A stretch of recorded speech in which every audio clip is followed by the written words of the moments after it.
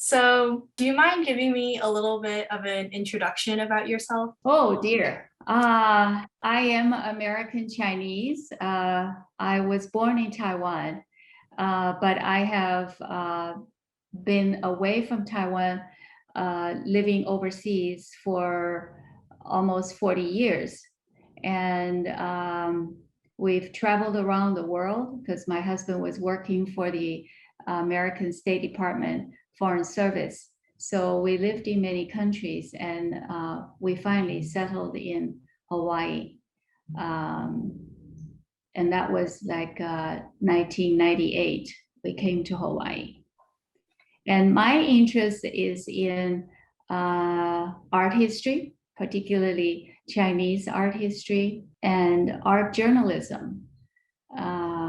So I write about art exhibitions, artists for art magazine in Taiwan, and it's called the Artist Magazine.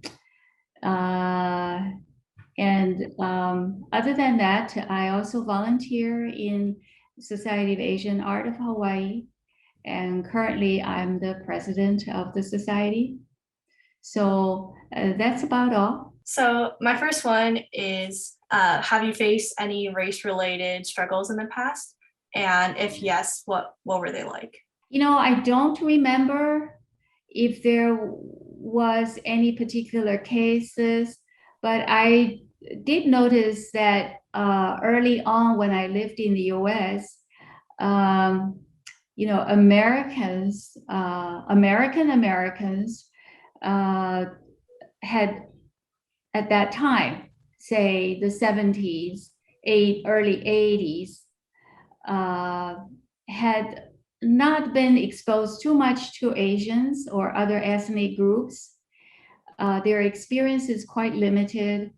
Um, so when you talk to them, they expect you to speak the American English, the way Americans speak, and the accent, enunciation. They don't expect you to have an accent, and they would find it strange. But after I came back from overseas in late 1980s, say 1988, 89, that period of time, things have changed a lot. You feel much more comfortable. And when you go shopping in a department store, and they have more patience for you to express yourself. If your salesperson was a American lady or representative salesperson. So I found the big difference at that time. And you just feel more and more comfortable when you're with a group or when you're in a store. That was a very pleasant surprise. Now I've lived in Hawaii for the last 20 years. I almost don't feel any difference because Hawaii has such a racial mix. We have, I think we have about 50 to 60% of Asians here. The Chinese, Japanese, Koreans, Filipinos rank the majority of the population. White Americans, they're so used to seeing colored people. They are actually the minority here. So we have a pretty harmonious environment in terms of racial issues now. Of course, it had gone through a period of time of conflict in the early days when I wasn't here. I mean, when Hawaii Kingdom became part of United States. So there was, I think, from what I read, there was a lot of misunderstanding, conflict, and trying to know each other. So they've been through that. Hawaii actually could be an example for the rest of US to study. So would you say that since Hawaii has a relatively large AAPI Asian American population, that you would feel safer there than you would feel in a metropolitan city on the mainland, like for example, LA, New York, Chicago? Yes, absolutely. I never feel a threat in public place, downtown shopping area. But in the US, I never felt that way before. But now, because of the new rise of Asian hate crimes in the last couple years, I would be more careful, and I would think about where I go, the places where I go,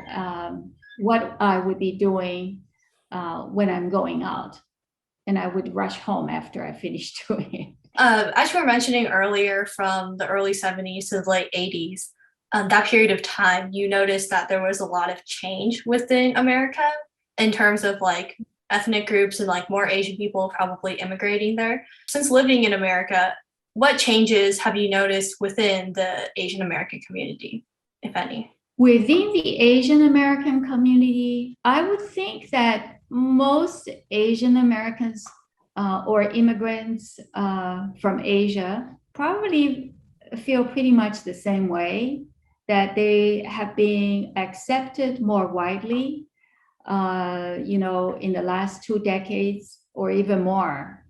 Because since the 90s, I came here, I was back in US mainland in the late 1990s. And it was just, you go out, you go somewhere, you never think twice whether you're going to see people who are not of your own race. You don't think, it's just not a consideration. It wasn't a consideration anymore that people would not understand you, or you have to kind of expect some different reactions. That was gone. And I never heard my friends complaining it either, about racial problems that they ran into. Very rarely. No incident sticks in my mind right now. So I think this is really new. We've talked about how things have suddenly changed in the last few years since Trump administration, took over, because we thought we got ahead already. That past with racism was behind us. And suddenly this new surge, fanned by people who were following Trump or who have been there, like the neo-Nazis, the white supremacists. They have been there, but they were not encouraged or supported, like what Trump did. So it emboldened them to come out and reorganize. And of course, when you have a president that supported that, all the other voices were shut down. And that's what you hear, the hate that came into the public place that we hear and see on television. So I would say it would take some time for this to phase out, but we have to make effort again. It's like we made a progress moving forward, and now we step back. We just have to be more alert and make effort to reverse this trend again. The difference is that the older generation are either getting older, dying. That generation, which made the big effort, now are not as forceful as they did before. So it's the young generation that we have to pass the baton on to. and support them. You were saying that you didn't know any of your friends or like a particular incident where one of your friends was like racially profiled or had a racist incident happen to them. But do you ever question that maybe there were race related crimes happening at the time, except that they weren't publicized widely enough for people to be talking about them, such as the murder of Vincent Chin? Oh, yes, that was a famous case. And yeah, I wasn't, if you lived in, was it Chicago or Michigan? Michigan. If you lived in that town where there was a dying auto industry, and all the auto workers were impacted, and a lot of Japanese made cars have been flooding the US market because they were better quality. So it depends on where you were. I wasn't there, but yes, I was informed about that. In fact, I watched that documentary. So of course it happened. It's just that among my own friends whom I associate with on a daily basis, I did not hear that. But maybe they did have some, minor incidents, but they didn't talk too much about it, and it just went away. It was a single incident. It was not didn't continue. They weren't harassed all the time. I wouldn't rule out that possibility because racial problems, we can see that, especially between for the Black Americans, life has been very tough for them. The Chinese, because I think the Chinese population has, it's much smaller than the Black community. They kind of are very low profile politically. They don't, they're not, how should I put it? I mean, they work very hard, but they stay kind of quiet. So they kind of dodge the ball for all these years. That's my personal view, but, I don't know. I think you have some senators in California that are Asian, Chinese Americans. And yeah, like Ted Lieu. Yeah, he's a great example, great leader, I think, for California. What you were talking about with the Chinese American community, or I guess I should just say Asian American community, being relatively extremely hardworking, but also extremely quiet in terms of their political view, their social view, stuff like that. Do you think we can still continue on with that cultural trend, or do you think it needs to stop? Yeah, I think there is room for improvement, definitely. Chinese have tried to stay away from politics. It's because the Chinese philosophy and culture, stay away from those kind of troubles, and you just take care of your own life and your family. But now that if you don't participate when you see something wrong going on, it will impact not only you but your children, your posterity. So definitely, Chinese should take time to study the history of Americans, especially you live in the US. If you have migrated to the US and intend to stay and become a citizen, you need to understand how different groups, what kind of history they have lived in the US and how they have managed to evolve. That's the first thing they should do.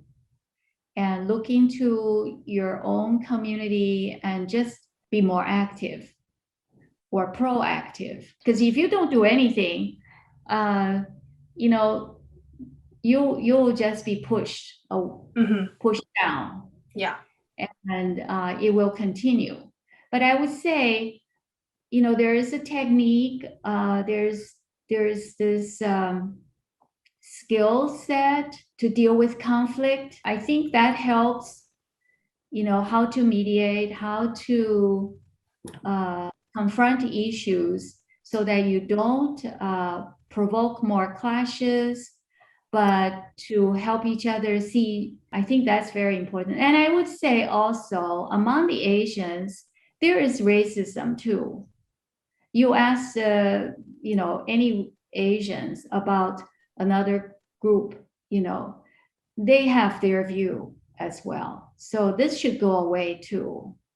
There's improvement to be made even among ourselves. So to kind of bring it back to present day, since we were kind of talking about the past and America then, what was your reaction to the March 16th, 2021 mass shootings in Atlanta that left 8 people, 6 of whom were Asian American women, dead? Oh, that was horrendous. It was most terrible.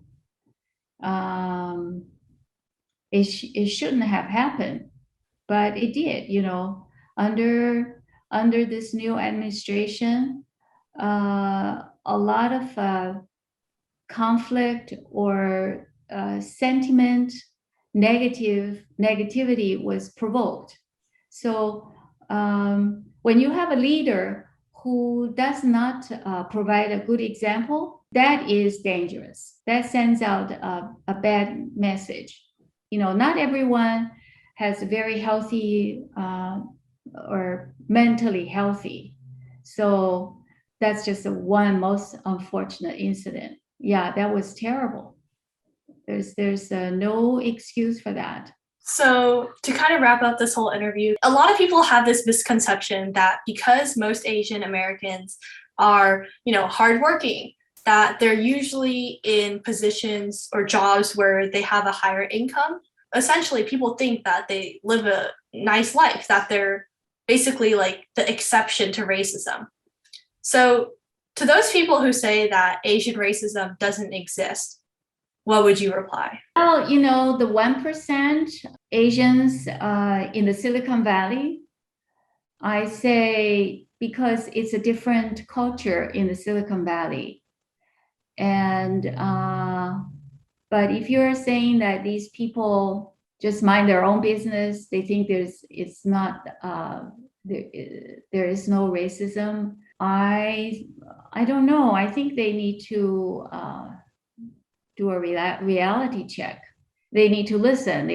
They should watch news. Maybe that's what they should do. It just didn't happen to them yet. It's, it could happen to anyone, but it just didn't happen to them yet. So maybe that's why they're saying that. Thank you so much for answering my questions. And yeah, I learned a lot today from this interview. Oh, thank you. I'm glad you are interested in these issues. And it's good to get involved at a young age and pay attention to what's going on.